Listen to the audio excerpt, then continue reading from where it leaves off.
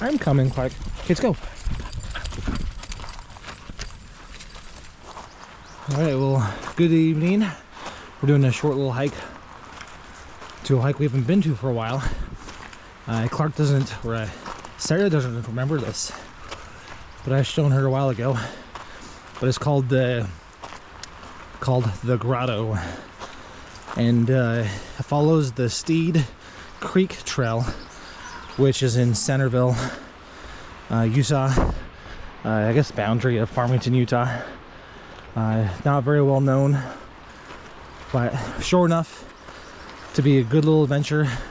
Cold waterfall.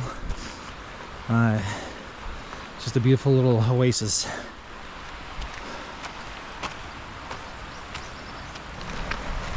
And Clark loves any type of adventure outside, especially where the sun's not beating down on him. Yeah. In the shade like this he can handle, but the direct sun he has to lay down and take rests.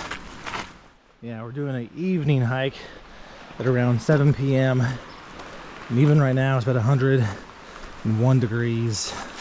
Just so hot. Yeah, and even in this heat we're headed towards some water, because you have to with the border collie. So they're like a Siberian husky, just they don't do well in the heat, so gotta keep them cool down. But thankfully for us, Clark loves the water. Yeah. Clark's being like a submarine, going through all this plant growth, trying to figure out the path.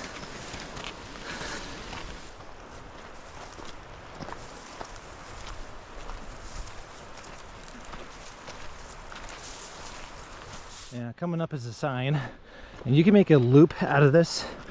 Although if you want the fastest way to reach the grotto, just go left, and or if you want to do a loop trip and have more shade, go to your right. Yeah, so let's go right, okay, so Clark can stay cool.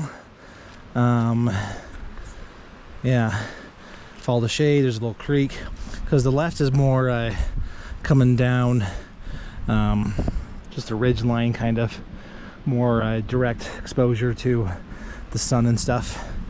So I recommend, if you're short on time, I'd go left and then come back down the same way. But if you got a little more time to kill and you want to have it more shaded, go right, hit the grotto, and then come back down.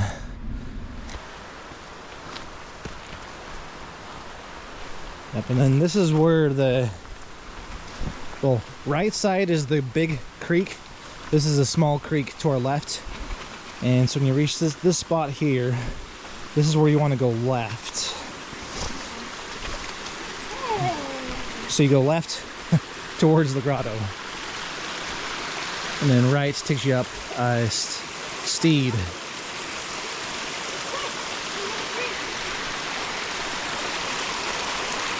There he goes, drinking some cold water, huh, Clark? And we just want to keep going up here. Oh, look, sign that says poison ivy. And that's definitely poison ivy. Yep. I saw some down lower, but we were far enough away. That's what poison ivy looks like. Okay. Yeah, on the ridge we won't see any, because poison ivy likes damp areas, kind of shaded, and where lots of water is. I was gonna say that, yeah, that sign is a good idea, because imagine, you know, a fast hiker going up, sitting there, then a little kid pulling off his leaves or something, or just spin around in circles, getting all around their knees or cankles, and they start itching 2 days later. So it's good that they can point it out and everyone learns. Although they don't point out where every instance is. So keep an eye out for poison ivy on this trail. Oh, there's some thorns on those bushes.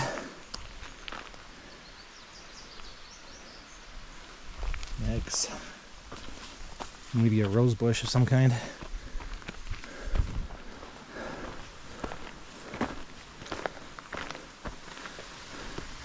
Yeah, these signs are nice. Good job, Farmington City Trails Department. So you can see that.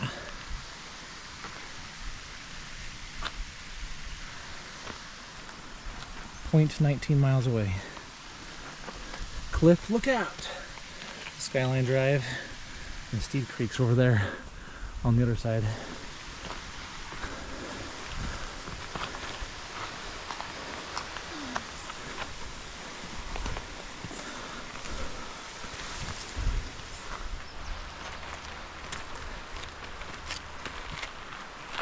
Yeah, not too bad.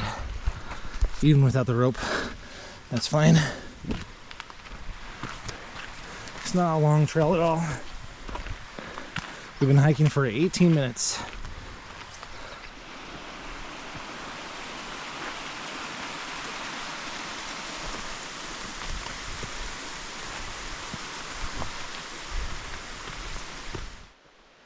Yep, we're basically here. There it is. We found it. We're 0.58 miles, gained 460 feet in 22 minutes. We really didn't stop. It's not hard. But this is the grotto.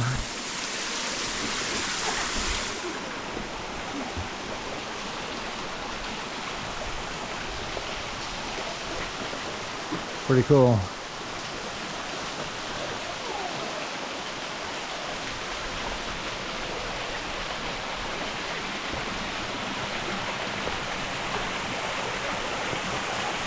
You found it, Clark. Good job.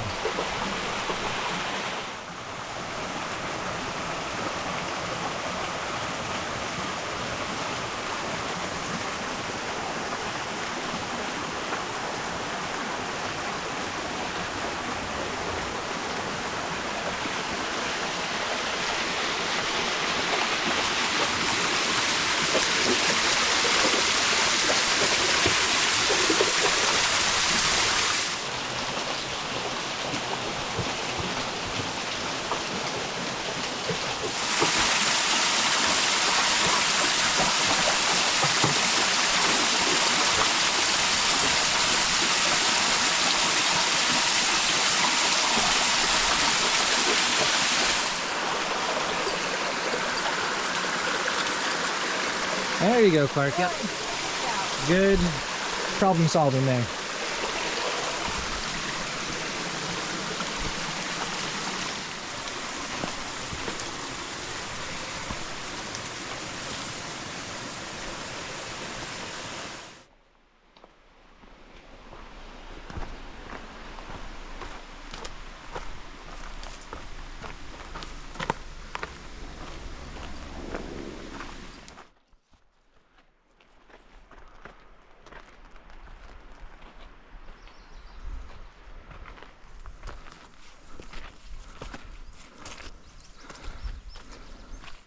And now we hit the sign, so now we're going downhill. We go left to the fire trail to the Hornet Canyon waterfall, a little bit higher up, which I have not seen. Maybe we'll save that for a different day.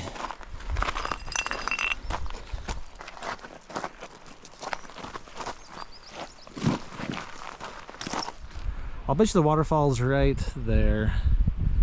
That little spot. And they say there's a slot canyon just right up there.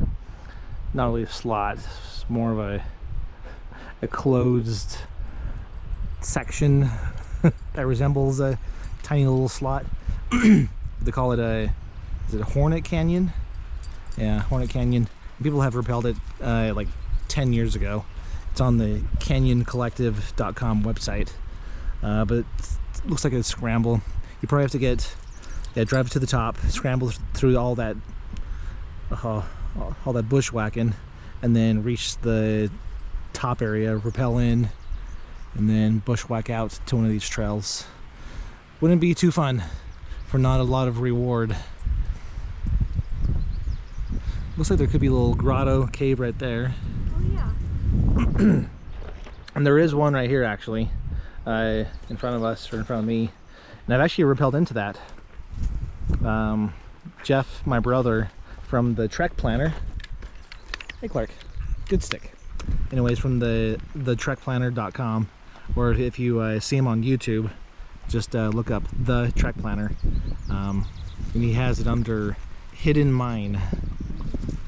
And we just randomly went up there in the winter and we rappelled into it probably like 12 years ago. But it just ends like maybe 20 feet down. It's kind of like at a slant mine entrance, and it just ends at the bottom. But that was kind of a neat little experience. You know, it's not on any maps or anything. So, but we just found it randomly. You know, the hills are alive with lots of surprises. Yeah, pretty bushwhacky over here. We're pretty overgrown. And that's not poison ivy, thankfully. Our legs would have touched it. We're almost back to that sign junction down here. Clark, you almost strangled yourself on Sarah's leg and branches. Alright, here's the sign. So we're at 0.98 miles in 45 minutes and gained 621 feet. Alright, just a little bit further back to the car here. But what did you think of that little quick journey? I thought it was great. Thought it was great. Beautiful. Not too difficult. Yep, not hard at all. Kind of a leisurely stroll for about a mile round trip hike. A little more than a mile. Yeah, we'll be at about 1.25 miles at the very end in 49 minutes. All right, Sarah, do you want to say adios? Adios. Adios from Sarah, Brett, and Clark. Catch you guys on the next adventure.